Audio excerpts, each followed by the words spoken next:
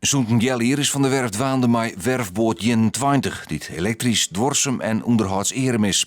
Deze opvallende boot ging over 8 uur varen, maar een snelheid van maximaal 12 km per uur. Als alles goed gaat, kan de boot wel zo'n 50 uur mee. Het geheim? Akoya-hout uit Australië en Jitik-soer. Door die behandeling met azijnzuur is de celwand in het hout, van het hout, die binnen verhudden. Die celwand is keihard worden. En dan kan er geen vocht meer in en uit komen. Dus het hout werkt net meer. En beestjes lessen het net meer. Er komen geen schimmels meer in en hout weer, want die cellen kan net eten worden. In 2012 was er al een prototype van de boot, die nou in de verheer is in Terhenne. En dat voelde de familie van den Akker uit Waddinxveen op. Want ze waren al jaren op zoek naar een geschikte boot bij haar vakantiehuisje bij Gwijngeriep. Na het eerste vaartochtje joert werden ze voortendaags verkocht.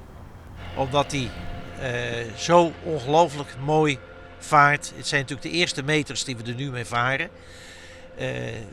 Proefmodel, het gebrek aan geluid, maar toch ook kracht genoeg om niet een dweilbootje te hebben, maar ook een schip waarmee je varen kan. Dus gewoon echt een droomboot. Van de Werven zijn ze al een periode met pensioen en wat in kwart een keer ophouden met de botenbouw. Zijn droom is dat er jonge mensen komen die zijn werk nemen. Het idee is dat er toch wel een universiteit die tijd we gaan redelijk technische achtergrond, opleiding gewoon.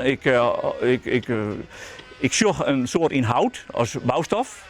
Dat is wel belangrijk, want dat moet je in verdiepen hebben. Wat kennen we met hout? En die de tosken erin zetten wil, die trobieten wil.